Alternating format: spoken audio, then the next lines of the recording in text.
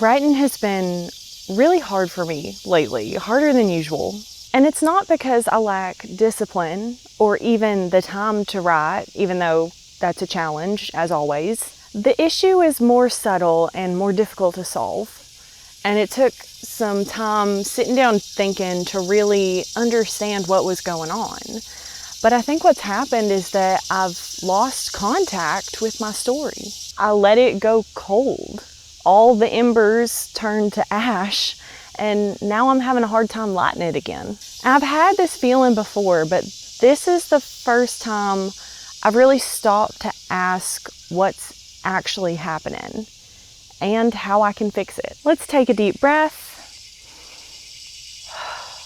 You've made it to the Rotten Woods. There is no pressure here, no stress. We're having candid, open conversations about what the writing process actually looks like. Of course, if you're looking for more of this, head over to rottenwoods.com, join our free community. And right now you can actually be one of the first people to access our brand new space called Camp. Through the end of August, you can become a founding camper and you'll get a special welcome package in the mail. I'm excited to send our founding campers a piece of my little Rotten Woods. So why have I lost contact with my story? Here's what happened. First, I created my deep outline, which I highly recommend. I'll link to a video about that.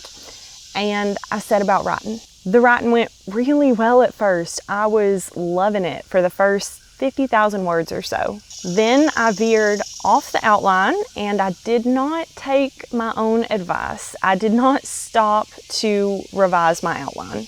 And as it happens, one change led to another change. And I wound up in a place where I was trying to write and plan simultaneously. I was trying to work on my story and in my story at the same time. And that wound up freezing me. My progress slowed and it started getting a little frustrated, but I was still in contact with my story. I was thinking about it. I was working on it a little bit every day. And then I hit some snags in my personal life. As it does, life happened. It's very good at that. And I noticed that in my quiet moments, when my thoughts would normally naturally turn to my story, I was thinking about these other problems instead. Normally there's this background process running in my mind that I've kind of taken for granted. I'm just naturally seeing things through my character's eyes. I'm chewing on plot problems and I'm thinking about the next scene that I'm gonna write and getting excited about it, building anticipation. And I'm starting to kind of live in that scene a little bit before I ever sit down to write it. I have this whole process playing out while I'm driving or walking the dog or out for a hike. My mind is always touching my story in little ways throughout the day. But when other things began taking these cognitive resources and these little quiet moments, that background process got shut down. And I was no longer consistently touching my story outside of writing sessions. And I realized once it was gone, this process of carrying around my story's characters, voice, details, and emotional state does something really important. It makes it easier to enter the story when I sit down to write. It keeps the story warm. There's a little fire banked all the time. There's a layer of hot coals burning just underneath the ashes. And when I want to get some flames going, all I have to do is throw on some wood and off it goes. But without those banked coals, I'm trying to start a fire from nothing every time I sit down to write. And if you have ever started a fire in the woods on a cold winter morning, you know how much care and attention it takes and how much you are begging that little flame to just catch. The process of re-entering a story once it has gone cold is intensive, even though it's not always visible. We may not count it among the work that we do that day because it's not producing words, but it still takes cognitive resources. We're putting in a lot of effort to get going from nothing. And then once you get that fire going, if you're not able to bank those coals, to keep those background processes running while you're away from the writing desk, you'll be doing the exact same thing the next time you sit down to write. This can easily lead to a spiral, a negative loop that pushes us farther and farther away from our story. And that's what happened to me. What it looks like is there is distance from our story created by issues with the storytelling process, external factors in our life, or both. Because of that, we do less of this background processing. We don't touch our story throughout the day. This leads to fewer ideas and less excitement. It makes re-entry into the story challenging, and it requires a lot of energy. We have less energy to actually produce in a way that feels meaningful to our progress. And then this difficult re-entry, especially when repeated multiple times, becomes discouraging. It teaches us to dread touching our story, which leads to even more distance, and the problem compounds. This is why writing feels so much harder after a long absence, and why it becomes progressively harder the longer we're away from our work. The good news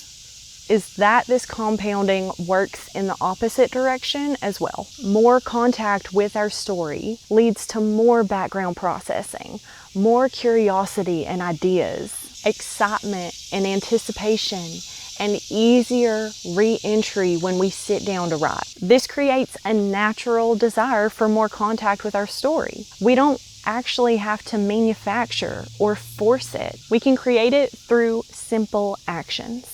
But of course, it's not quite as simple as just write. There are reasons you fell out of touch with your story to begin with. There are reasons I fell out of touch with mine. And those reasons didn't just go away. So the first thing we need to do is address those issues. For me, focusing on my outline before I continue my draft is important. But now I've gotten to the point that even working on that outline feels difficult. So this isn't a quick fix, but it does let me know where I need to put my attention. And then I have the other parts of my life that are taking up my cognitive bandwidth. I can't just make those go away. In this case, I think the best thing that I can do is accept the limits of my current situation and change my goals. Because my current goals, expecting that I'll be able to just sit down and have a typical writing session after this fire has gone cold, is just making the problem worse. It's just leading me farther away from my story and turning what's left of those embers to ice. What I'm realizing is that when your story has gone cold, you don't have to get a bonfire going. You don't need to force a full writing session. That just leads to expending all the energy you have, keeping those background processes offline so that you continue feeling disconnected between writing sessions, and then starting in the same difficult place next time, starting again, building that fire from scratch. Instead of getting a bonfire going today that's just gonna be cold ashes tomorrow, we need to start preparing a new fire, one that we can keep banked. We want to decrease the distance between us and the story, even just a little bit. Here's what I'm trying. I'm focusing on small actions that connect me to my story outside of writing sessions. That could be things where I'm literally interacting with my manuscript.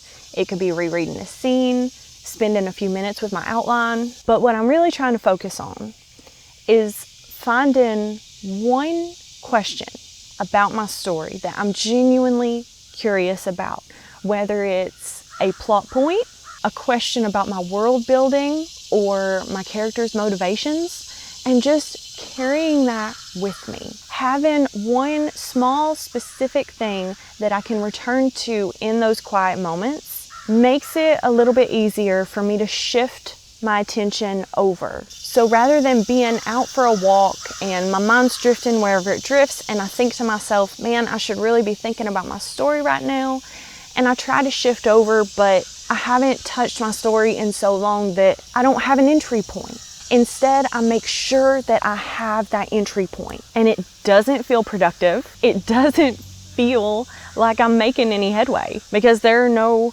words getting down. There are no flames, but these little moments help prepare that fire.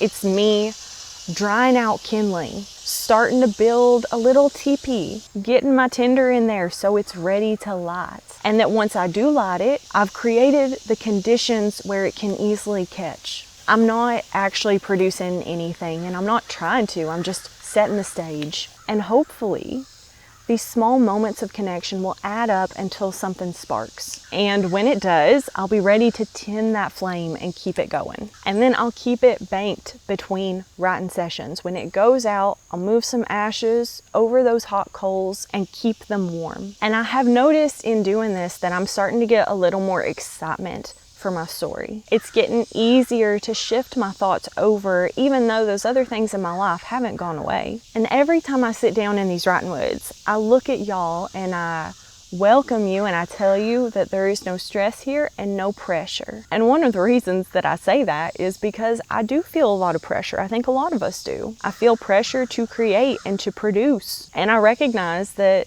that is wholly me. No one's putting that pressure on me. I'm putting it on myself. And I've learned over time that it only makes it harder. So changing the goal, changing the bar to just touching my story is partly intended to remove some of that pressure and allow myself to build a connection with my story that is not based on production or word count. When we are in this place where the fire has gone cold and we're staring at these dead ashes kicking up in the wind, we are not worried about how many words we get down. We've got to go back to step one and establish a foundation for a consistent writing practice. One we can actually maintain both when things are good and when they're tough. Let's be honest, we don't always have the time, energy, or circumstances to make meaningful progress every single day. And when that visible progress feels like the minimum,